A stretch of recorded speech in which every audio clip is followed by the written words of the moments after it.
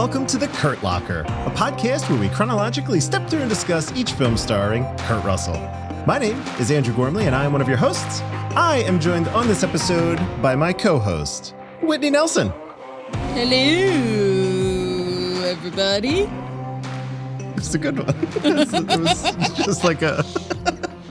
I was like, I'm going to let that play out. If you would have had a breath for a minute and you just had that, I would have, hey, that's how it would have went, I guess. That's how it would have went. Go where the spirit takes me, you know? Yeah, that's great. That's why you're here. That's why. Because every week is a new adventure with us. So, and that's what I like. That's what I like. Whitney, we did it. We did it. We did it. We're done season 1. Season 1.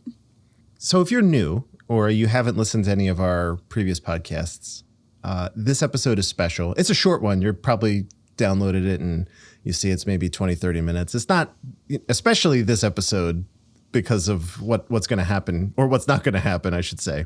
Mm-hmm. Essentially what we like to do is take a look back at what we had classified as a season of an actor's career, generally about a decade worth of their work. Take a look at our rankings, make adjustments or changes based on hindsight. Yeah, you know, sometimes in retrospect, something that you said was great really wasn't that great in the whole, overall scheme of the movies that you've watched, or the other way around, where something you said was bad actually ended up not being that bad overall. And so, just we take a look at where we've ranked things and do any reorganization that we need to of our rankings and take a look at the past year. I don't think there's going to be much of that in season 1. I think that we're pretty much already there. I don't think that there's anything big standing out that's like, no, I really misjudged that film. So that's why I've gone ahead and I've padded out the episode with data. Everyone's data. Nothing makes for gripping audio like a bunch of data. Oh, y'all are going to love this data. Let me tell you. Before we get to that, let me do the housekeeping and stuff like that, because, just because pomp and circumstance demands it.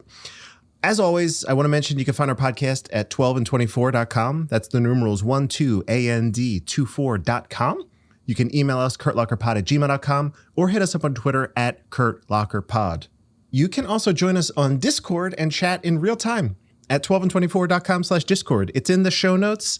If you have an advanced podcast player like, I don't know, Pocket Casts or you could probably just tap your artwork and it'll take you to our Discord right away. It's like a 2-step sign up, username, password, and you're golden. That's it. Sign up. Bing, it's great. Bing, boom.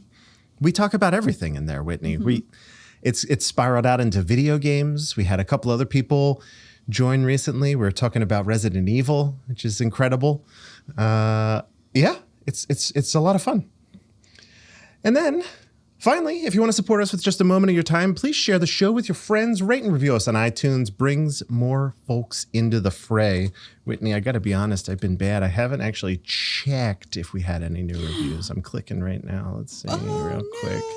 No one's going to be... 40,000 reviews. No, Whitney. Oh my God. This is my live reaction. All right. Hold up. Hold up. Lane Train? Up. Lane Train. Oh. Hold up. This is incredible. Okay. The title of the review has changed again. The content of the review has changed again. The star rating remains at 5. Are you ready, Whitney? We're experiencing this together. Yes. Here we go. Yes. Okay. Title of the review is The Goat Show. Okay.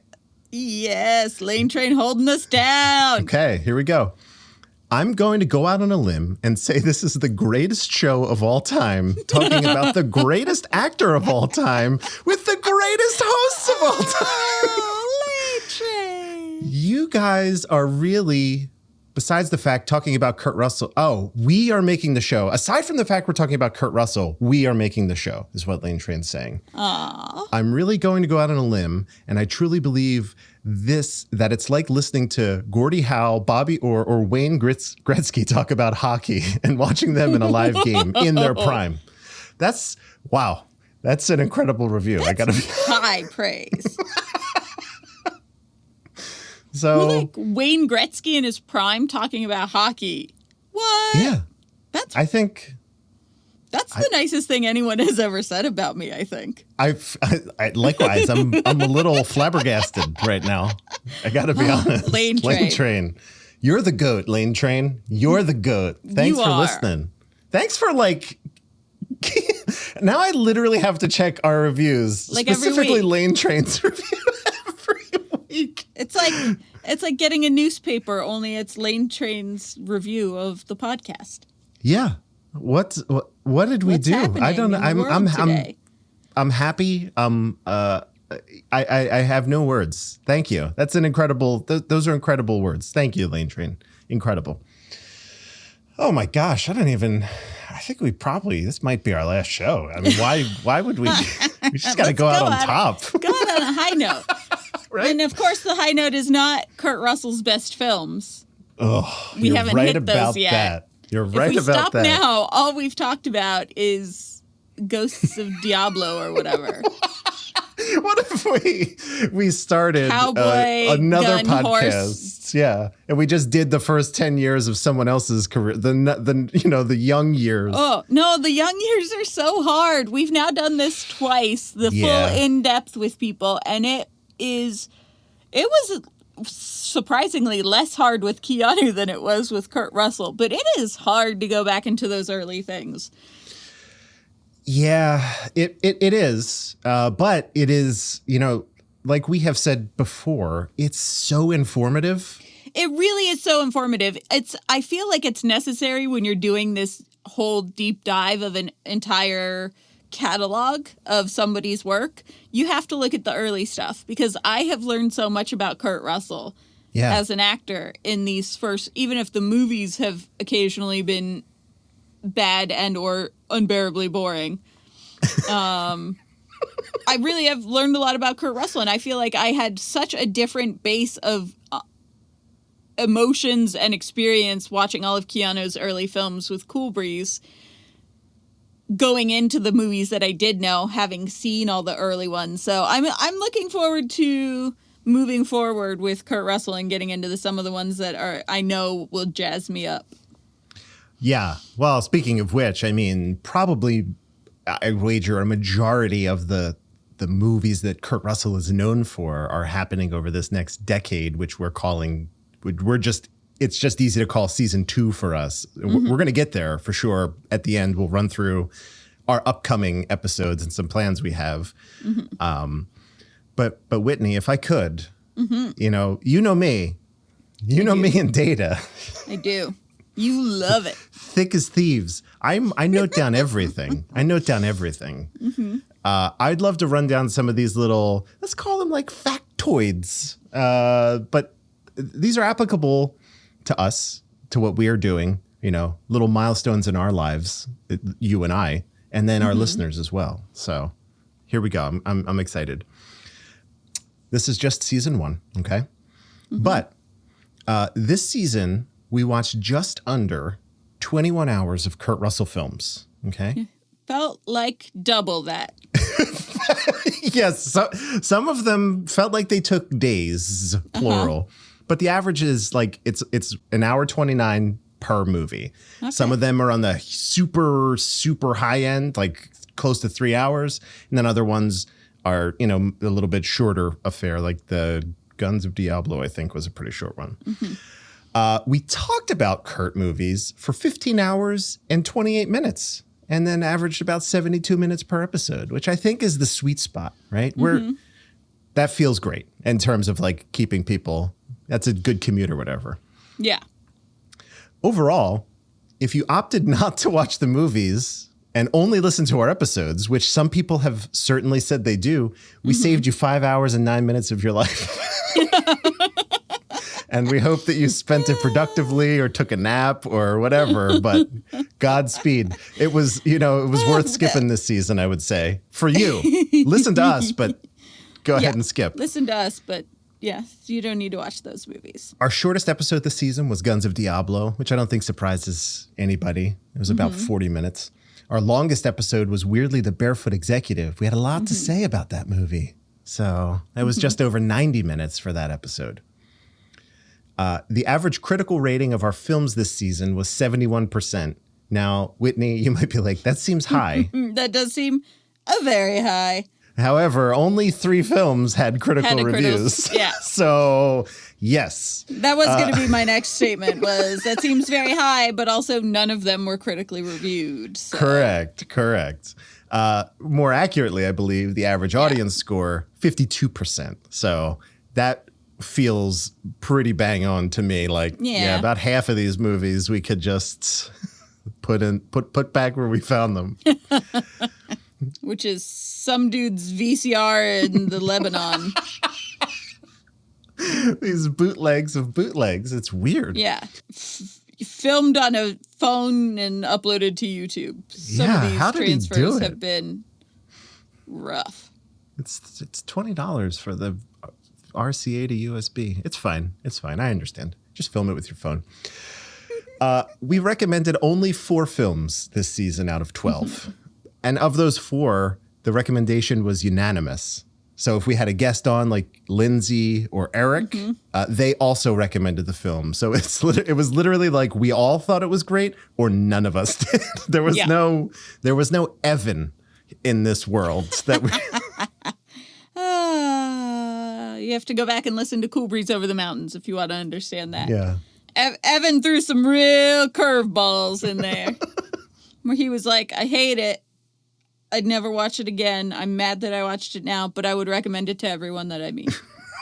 Right. Out of spite? I don't understand. Okay. The top 5 countries where our podcast is downloaded are as follows in order: the United States, the United Kingdom, Belgium.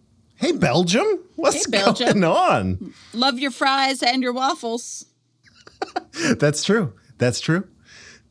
Canada in 4th. I think that's probably all Catherine from our Discord holding it down up in Canada. Shout out to Catherine. Woo! And Australia down under. So there you go. That's a pretty wild list, I think. It's always cool. It's always cool. Who knew that Belgium liked Kurt Russell so much? I wonder if that's maybe actually we're finding like Hasselhoff in Germany, only it's Kurt Russell in Belgium. Maybe we're educating the world in something new that I didn't know about before. All right, I'll have to look into that. I'm gonna write it down for our next reckoning. But yeah, we'll see what Belgium's up to over there. As of this recording, our top 5 most downloaded episodes look like this. So we had The Computer Wore Tennis Shoes, which I don't think surprises anybody. The Barefoot Executive, Follow Me Boys, Super Dad, and Fool's Parade. I cannot believe Super Dad is on this list. I cannot believe that Super Dad is on this list. I think that's just because Eric has flexed his mighty internet presence. Right. Eric, did you post this episode on Pinterest? What are you doing over here, buddy? Wrong episode. Pinterest. I will never not find it hilarious that Eric is big on Pinterest. It seems just uncharacteristic, but like also perfectly on brand. I don't know how it's both things at the same time, but it is. It is. And then the last piece of information I have on the season, we had 3 different co-hosts sitting third chair: Eric, Lindsay, and Dan. And it's been great. Hope to have them back a lot more. Yes. It's always wonderful to have another voice on the show, and a couple new ones, I'm hoping, for season 2. Get some more people in here to talk about the more name brand Kurt Russell movies. Right. These early ones have been a tough sell, I'll be honest. You know, do you want to come watch Fool's Parade with us? No. Yeah. No. I would and then I what am I going to say? Like, I know, I was like, I understand. I nod and I'm like, no, I wouldn't do it either. So unless I was. So Whitney, this is it. I feel like I should have some sort of like music I should have a stinger for this, probably. Maybe by next season I'll have one. But this is the reckoning. This is it. This is where we reflect, we review, and we make changes if need be. Are you ready? I'm ready. Okay. So how about you tell us what your list looks like right now? It's only 12 movies, so it's super easy. Going forward, we'll only do top 10, but for counting yeah. down from 12 or counting up from 1? Ooh, that's a good question. Let's go 12 to 1 because I think that builds anticipation. All right. So my least favorite movie of this season, I didn't watch. Superdad is in last place for me. I did not watch it. And I was told actively, like, hey, you dodged a bullet. You didn't need to watch it. So I just, for spite and or, I don't know, solidarity for the bad movie that I didn't have to watch, I ranked Superdad last. Yeah. There's really no rhyme or reason behind it other than spite and solidarity. I love it. Next, 11, the one and only genuine original family band, which is shocking because it's really the only movie that I knew of the whole first season that I liked as a kid. So for it to be the bottom of my list is wild, but it is the one and only genuine, really baffling bad movie. Agreed. Mm-hmm. Mm-hmm. And then in number 10, I have Guns in the Heather. Number 9, I have Guns of Diablo. Number 8, I have Mosby's Marauders. 7 is The Barefoot Executive. 6 is Charlie and the Angel. 5 is Follow Me Boys. 4 is Now You See Him, Now You Don't. 3 is The Strongest Man in the World. 2 is Fool's Parade. And number 1 is The Computer Wore Tennis Shoes. Oh, yes. There you go. Mm-hmm. There you go. Our lists are still, very for the similar. most part, wildly similar. But our top 5 are the same. Spoiler alert. So I'll run through them super quickly. But it's for me, my last film is the one and only genuine original family band. It was a baffling film and overlong. And I don't really understand what I watched. It's fine. Superdad, a film that made me irrationally angry at its main character. And look, I get it. Claire has been lovely and adding historical context to things in our Discord, usually within hours of the show posting. Claire is an invaluable resource. And I get that was like he was acting of the time, right? That doesn't change. Doesn't change things for me, but I do appreciate the insight. Then I have Guns in the Heather at 10, Guns of Diablo at 9, Charlie and the Angel at 8, Mosby's Marauders at 7, The Barefoot Executive at 6, and then 5, 4, 3, 2, 1 are Follow Me Boys, Now You See Him, Now You Don't, Strongest Man in the World, Fool's Parade, and The Computer Wore Tennis Shoes, exactly like Whitney. Mm-hmm. So, here's a question for you, Whitney. Are you... I think the top 5 are locked in. So can we agree that top 5 are 100% not moving? Okay, great. So of the remaining ones, I'm curious if you care enough about any of these to make a move here. That's actually what I struggled with. As I was looking at these, I was like, top 5 locked in for me. Yeah. 6 through 12. Do I care enough about any of these movies to move them from their position? So what do you think? Not really is the answer. I do think that in retrospect, Mosby's Marauders bores me to think of rewatching, and Guns of Diablo also bores me to think of rewatching. Guns in the Heather, though, there were a few very bizarre moments, and I really liked the girl at the pub. And yes, of course. She stood out enough to me as I liked her in that 20 seconds she's in the film that I actually think I'm going to bump Guns in the Heather up above Mosby's Marauders and Guns of Diablo. Oh my God, what a move. 2 spots. It's going to move a 20-second, from number 10. For a 20-second part. Well, because Mosby's Marauders and Guns of Diablo are just like nothing, you know? Yeah. Like all the rest of them, I feel like are bad or notable in some way. Those two specifically are just so like Western cowboy nonsense stories that I just feel like Guns in the Heather had more like, what? Yeah. Moments. And that to me is more important than two movies that are just like, whatever.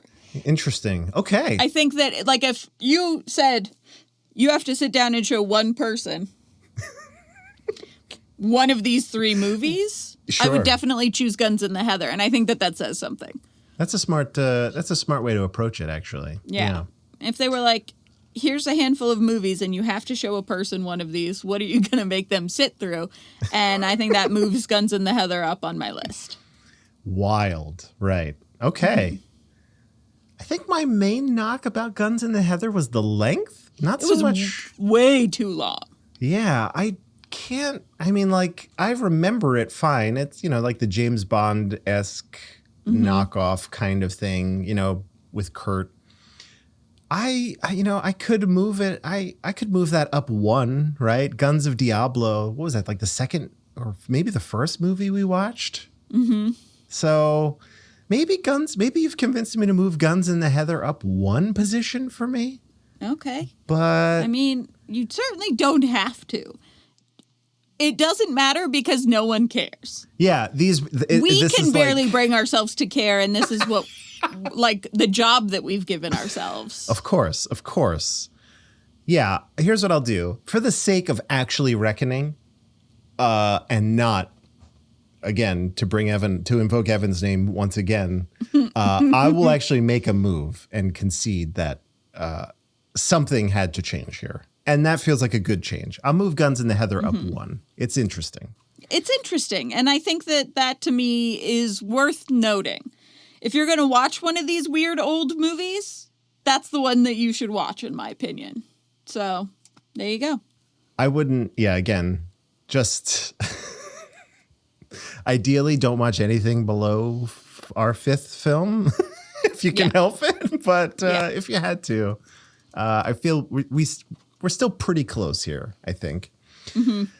I think that might be it for me, actually. I moved one, and you moved one, but a little bit more drastically, relatively. Up 2 spots, yeah. Yeah. Anything else? That's it. Yeah. I'm feeling the same. Mm-hmm. Generally, listener, I think The Reckoning might be a little bit more dramatic, but here... Oh, it's usually quite a bit more dramatic. Yeah. When Andrew starts putting Tune In Tomorrow, like right below The Matrix, it's like, what? Hey, I was just talking about Tune In Tomorrow earlier today on Twitter. How dare you? Hold on. We have a new listener over at Cool Breeze Over the Mountains. I believe I roped you into one of her comments. Selle, S-E-L-L-E. And she is just starting her Cool Breeze journey and got to the Reckoning episode today. And she ranked her films for us. And guess what? Guess what's at number 10, Whitney? Tune In Tomorrow. Top 10. It's top 10 material. I liked Tune In Tomorrow too. And I liked it even more in retrospect as we started watching other movies. I believe I also moved Tune In Tomorrow up in my list in one of the Reckonings. I'm just saying. I know, yeah. You put it so high. I did. I mean, I think it eventually fell to where it needed to be, right? Yeah. But I wanted to give that movie some love. But there was one point where it was a shocking reckoning because you were like, I'm moving Tune In Tomorrow, a movie that ostensibly doesn't exist if you ask the world at large. Yeah. To like my top 5. And I was like, you're doing what? Justice. I'm doing justice. Yeah. Justice. I like that energy. So yeah, I guarantee you that the season 2 Reckoning will be far more dramatic and interesting than this one. This one, we pretty much agreed from the start about which movies we did and did not recommend and which movies we thought were good and not. Like, our top 5 is identical. That still is bizarre to me because we have very different taste in movies. So right. You can kind of just assume the top 5 is what you should watch. Yeah, and I think also season 2 is bringing us some variety in terms of genre and tone, whereas all of these movies are very homogenous, right? These are all like kind of, if you've seen one, they're all Westerns or Disney films, like across the board. So, and that that's what we end up with is a list that's like, this is pretty much it. So that's great. It's locked in. The list is currently locked in. I'll ask our other host. I'll ask Eric if he feels the need to switch his 2 currently. I can guarantee he does not. All right. I just want to make sure. Maybe Lindsay wants to, I don't know, maybe she switches her? No, she does not either. All right. That's good. I will speak for both of them. They're locked in too. Perfect. Dan's definitely locked in. They have, as we heard last week, that list is not changing. No. Whitney, I would like to run down next season, just this list of films, right? And then we just want to talk about maybe 1 or 2 that we're really looking forward to out of this list. And this is also like a hype moment for you listeners, because this is what's coming, right? This is the ready. Shit. These are the movies you've been waiting for. All right. Next week, I'll be kicking us off with a film called Used Cars that I've never seen before, but I've Neither heard have I. Is a wonderful film, right? Oh, nice. Just from what I've heard, just hearsay. After that, here's what we got. Escape from New York, The Fox and the Hound, The Thing, Silkwood, Swing Shift, The Mean Season, The Best of Times, Big Trouble in Little China, Overboard, Tequila Sunrise, Winter People, and the 1989 film Tango and Cash will be seeing us out of season 2. Correct.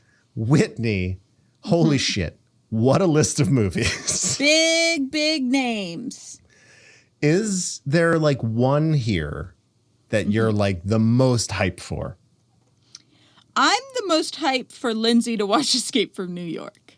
Oh, so it's going to be pretty early in the season. Yeah. Yeah. I've never seen Tango and Cash, and I'm looking forward to that as well. I think those are my 2 big ones. Big Trouble in Little China, I love and I'm excited to watch, but I already know that I love it. Yeah. Because I've already seen it. A lot of everything else I have not seen. I have seen Overboard. Again, we had this conversation last week.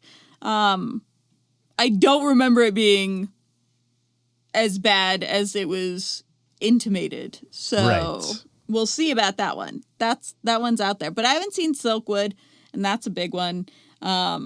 I haven't seen Tango and Cash. So there's a couple really big ones that I'm looking forward to. But I think my biggest moment that I'm looking forward to is seeing whether or not Lindsay actually does like Escape from New York after I've been like, Lindsay, you need to watch Escape from New York. Yeah. Since we started this, I've been like, Lindsay, you need to watch Escape from New York. And she's not, I don't know if she's going to like it or not. I think that she will, but I could be very wrong. That's always an interesting thing, right? Recommending someone an old movie. Because you're like, oh, maybe, well, if I'm not mistaken, you have seen that more recently, right? You're not. I saw it in the last year, I believe. Okay, so you're not actually viewing Escape from New York through the lens of like nostalgia for it either. No, I saw it for the first time recently, yes. Okay. All right. So that's actually what I was going to say, because some people would be like, oh, it's a great movie. You're going to love it. And then you're like, you just have like a fondness for it that I missed the first go around. But yeah, that actually is going to be really great. I think it's an interesting flavor of post-apocalyptic.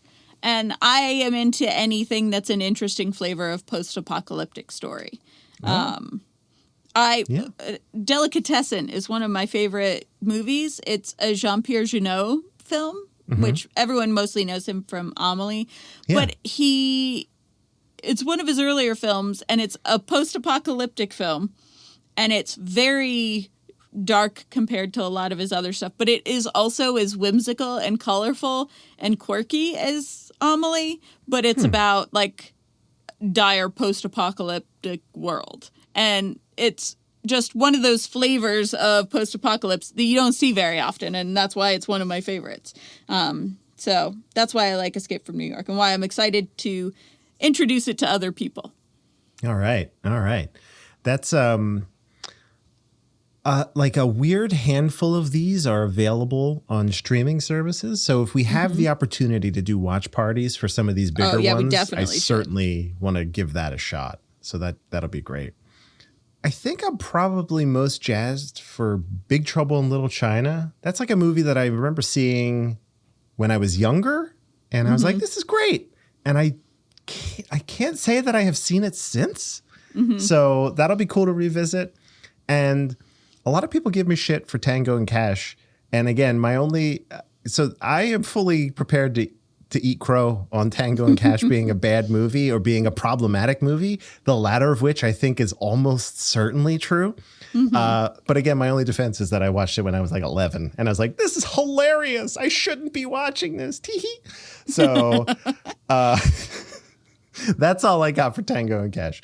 And the rest of these are just going to be amazing. I think Silkwood is, I have not seen that one either, but I'm pretty sure that's an Academy Award winning film. I believe. So. I'm not 100% on that, but I believe it is. Or Glenn Close won an Academy, whatever the case is, something that's like a prestige drama. So that's going to be amazing. And then, these ones in the middle, Mean Season, Best of Times, haven't seen those. So those are going to be like nice little surprises in between some of the bigger films. And you have not seen The Fox and the Hound? No, I don't. I do not recall having seen that film. So I'll have a box of tissues ready, I suppose. Yeah. Yeah. It's in the realms of like Bambi and Old Yeller. Oh, okay. It's Disney-fied, so it's no Up is all I'm saying. Like you're not going to be emotionally devastated, right? But I'll not be also questioning my life probably for the next will. week. Yeah, but also probably you'll tear up. All right. Hey, I love a movie that can actually make you feel something other than like blinding rage. That's like. That's a mark of a good film, I think. And everyone here is very familiar with the blinding rage. So I think for season 2, I'm going to kick it up a notch. I've been like I've been like a passenger on this journey. But I remember when we got into some of the bigger Keanu films as well, I started like sharing more clips of our shows and like really like promoting the hell out of it and getting some of our guests and stuff. So now that we're here and I'm looking at this list, I'm like, man, we have some absolute bangers. Yeah. And I think this is also where like the numbers go up as well. Like I don't think there's anybody looking for like Kurt Russell Fool's Parade podcast, but somebody is definitely out there. Sure. Someone's out there looking for Escape from New York podcast for sure. So that's cool. That's going to be great. Do you have any other thoughts? This has been great so far. I'm happy that you're hanging tough on this one. This one is I don't know if it was just me. I don't know if this would still be a podcast. Yeah, I am looking forward to continuing the journey. All right. So I think that's it. That's everything. Once we trim this down, like I said, it's a short episode, but a good one nonetheless. A lot of interesting tidbits in here. It's a nice hype for the next season as well. So that brings us to next season / next week, right? Like I said, I'll be walking us through the film Used Cars. Wonderful. And then it's Whitney's turn on Escape from New York. And I guess you can imagine who our guest on that one may be. Or guests. Well, I don't know. Guests. I think we might get a little rowdy with guests this season. Bring it on. Yeah. That'll be great. So Whitney, until next episode, if people want to keep up with you on the internet, where would they do that? You can find me on Twitter at Whitney_Nelson, NELSEN. And Instagram is the same without the underscore. But I very rarely tweet, and all I Instagram are my pets. So buyer beware. Hey, that's not true. You Instagram for people to go vote today. That was a big thing. I did. Yeah. There you go. Yeah. There you go. Factual. I check stuff from You time do. to time. You could find me also telling you to go vote. I mean, at this point, it's too late, but hopefully you voted in Pennsylvania. That's at Dark Driving on Twitter and Instagram. And a couple other upcoming places. I think I'm going to boot the Twitch back up as we move into season 2 for some live episodes again. So that should be really, really fun. And that's twitch.tv/darkdriving. So yeah, check that out. But that's it. We did it. Short episode, in and out. You'll love to see it. Whitney, thanks again. And thank you all for joining us. In the immortal words of Jack Burton, sit tight, hold the fort, and keep the home fires burning.